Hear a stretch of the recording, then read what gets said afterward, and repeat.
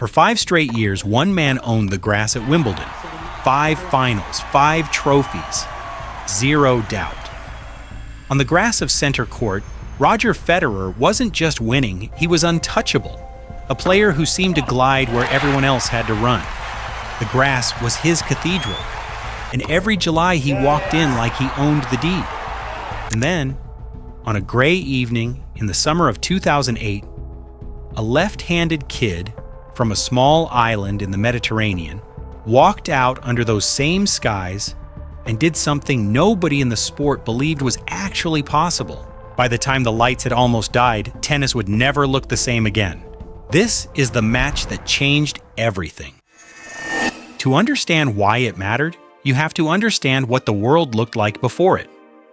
Because in those years, there were 2 separate kingdoms, and everyone agreed on the borders. There was the clay, slow, brutal, endless, and that belonged to Rafael Nadal. Nobody touched him there. He was a wall with a heartbeat, a kid who turned defense into violence and made the best players on earth look like they were running uphill. And then there was the grass. Faster, lower, crueler to anyone who hesitated, and the grass belonged to Federer completely. So the story wrote itself. Nadal owned the dirt. Federer owned the lawn. They'd meet, they'd trade kingdoms, and everyone would go home. 2 kings, 2 thrones, a tidy little map of the tennis world. There was just one problem. The kid from the clay wanted both. Their rivalry had been building for years, but it always ended the same way once they left the dirt. The year before, 2007, same tournament, same court, they'd played a final, 5 sets, so close you could barely breathe. And Federer had found a way, like he always did, to win the points that mattered. Nadal walked off second again. The lawn held, but this time, in the summer of 2008, something was different. You could feel it in how he warmed up. No nerves, no awe. He didn't look like a challenger anymore. He looked like a man who'd done the math and didn't like the answer he kept getting. And the match? The match exploded immediately. Nadal comes out swinging from the first ball. No respect for the cathedral, no respect for the streak. He breaks early, then breaks again, and suddenly the unthinkable is on the scoreboard. 2 sets to love. The crowd doesn't know what it's watching.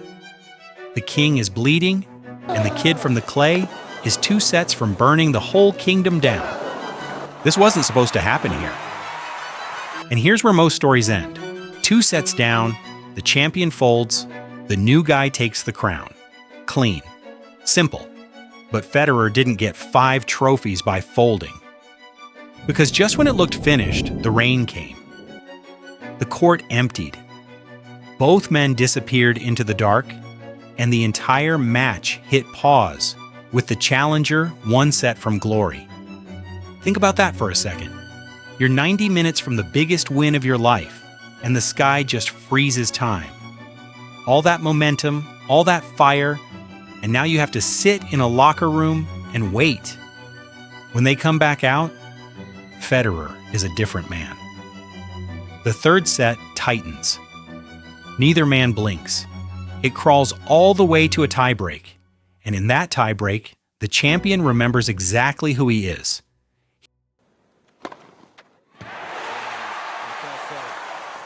He claws 1 set back. The lawn breathes again. 4th set. Now it's war. Nadal serves for the championship twice. Twice he's 2 points from owning grass and clay in the same summer, something nobody had done in a generation. And twice Federer refuses to fold.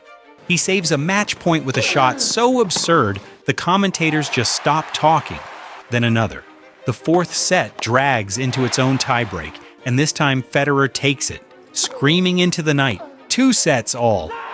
And the kid from the clay, who had this won an hour ago, now has to do it all over again. Except now the light is going. Here's the part nobody planned for. The sun is setting. There are no lights on this court, not in those days. Every minute that passes, it gets harder to see the ball, harder to see the lines, harder to see the man on the other side. The officials know it, the players know it. There's a real chance they don't finish tonight, that this whole thing gets suspended again, and the greatest comeback in the sport's history gets put on ice until morning. So now it's not just two men. It's two men racing the dark. Final set. No tie-break at the end of this one. In those days, the last set went on forever. Win by 2. No mercy. 5-all, 6-all, 7-all. Every game is a held breath. Nadal serves, Federer answers. Federer serves, Nadal answers. The shadows are climbing the walls. You can barely make out the ball off the racket anymore. Just the sound of it. Just the grunt and the crack. And the crowd reacting a half-second late because even they can't see properly. And then, at almost 9:15 at night, in light so low it shouldn't have been legal, the king finally cracked. One forehand into the corner, one last error from the man who didn't make them, and the kid from the clay, the one who wasn't supposed to win here, ever, collapses backward onto the grass like the whole thing had been pressing down on him for years. 4 hours and 48 minutes. The longest final this tournament had ever seen. The lawn had fallen. The map of tennis was redrawn in the dark. But here's the thing. The reason we still talk about this match has almost nothing to do with the scoreline. Because that night didn't just hand one man a trophy, it killed an idea. The idea that some courts belong to some players and always will. The idea that there are borders you don't cross. After that evening, the next generation grew up believing something the old one never did. That you can be great everywhere. That no surface is sacred. That the wall and the artist can be the same person. That belief is the entire modern game. The complete player, equally dangerous on every court, refusing to accept any throne as off limits. That prototype was born in the fading light of that final. Every kid who picked up a racket afterward was chasing the version of greatness this match invented. The man who lost that night went on to win more than almost anyone. The man who won it became the most relentless champion the sport may ever see.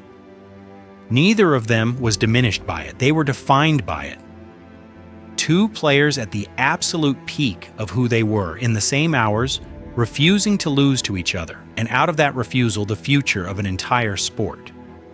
So when people ask what the greatest match ever played really was, they're asking the wrong question. The greatest match isn't the one with the best shots. It's the one that ended one era and quietly started the next, while nobody could even see the ball anymore. That's why this one still matters. Not because of who won, because of what it made everyone believe was possible. And maybe that's the real lesson here.